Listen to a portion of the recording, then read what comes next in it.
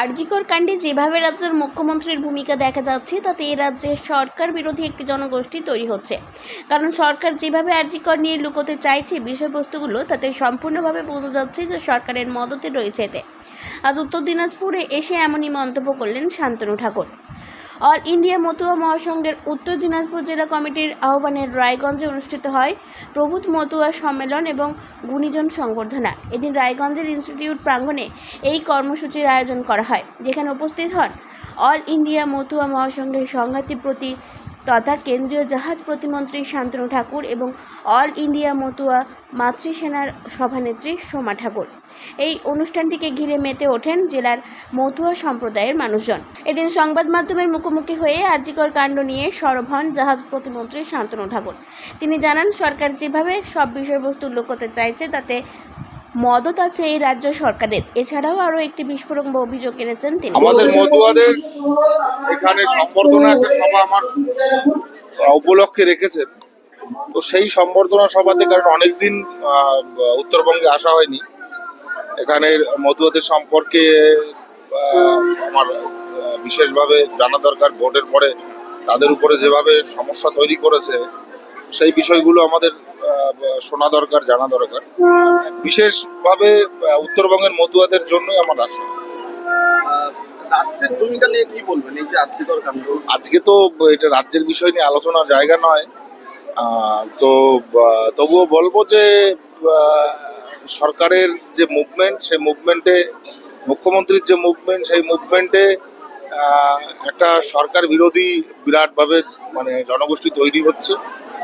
কেননা সরকার যেভাবে লুকোতে চাইছে বিষয়বস্তুগুলো, তাতে সম্পূর্ণভাবে বোঝা যাচ্ছে যে সরকারের মদত আছে।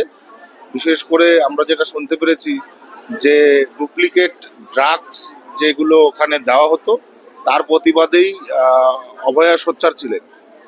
তো সেখানে তাকে মেলাইন করার জন্য তার সঙ্গে এই যে ব্যবহার, যে মানে অকথ্য ভাষাতীত ম্যাটার যেটা তৈরি করেছে, দোষীদের শাস্তি পাওয়া উচিত। সিবিআই টেক ওভার করছে এটাকে, তো ঠিকই আছে। আগামীতে আমার মনে হয় এই পরিস্থিতিতে যদি এগোতে থাকে, এখানে অনেক বড় বড় যারা রাঘব বোয়াল আছে তারাও ধরা পড়ে যাবে। উত্তরবঙ্গ ভাগের একটা যে প্রসঙ্গ উঠেছিল বা ইন্ডিয়ান টেরিটরি, সেই ক্ষেত্রে আপনার অবস্থা না, উত্তরবঙ্গ ভাগের পক্ষে নই আমরা। তবে কেন্দ্রশাসিত অঞ্চলে শুধু অ্যাডমিনিস্ট্রেশনটা থাকতে পারে, কেননা চায়না থ্রেট আছে। আরও দুটো তিনটে কান্ট্রি এখানে একসাথে মিলে রয়েছে।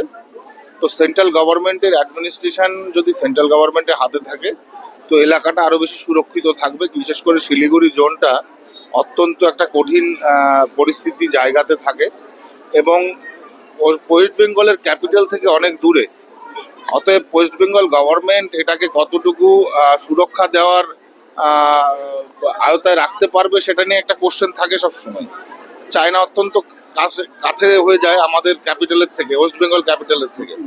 তো সেখান থেকে এখানে আমার মনে হয় সেন্ট্রালের আয়ত্তে যদি অ্যাডমিনিস্ট্রেশন থাকে, চাই পুলিশ হোক সিভিল হোক, সেটাতে ভালো হয়। সেই দাবি কি আপনারা আবারও হ্যাঁ, সেটা কিন্তু বঙ্গভঙ্গে তা আমরা পক্ষে নই। লাস্ট কোশ্চেন, যে এই অভিষেক ব্যানার্জি এই আরজিকর কাণ্ড নিয়ে এখনো পর্যন্ত মাঠে ময়দানে কোনো রকম কোনো কথা বলছেন না। উনি আবার মানে রাজ্যের একজন বিশেষ নেতা। এটা নিয়ে আমার কোনো বক্তব্য নেই। ও কি বলছে না বলছে, কি বলবে?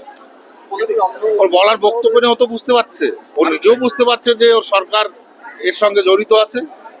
অতএব এটা সিবিআইয়ের কাছ থেকে যখন সমস্ত ইনভেস্টিগেশনের পরে যে বেরিয়ে আসবে, সেটাতে আমরা বুঝতেই পারবো। Bureau report, 99 news Bangla.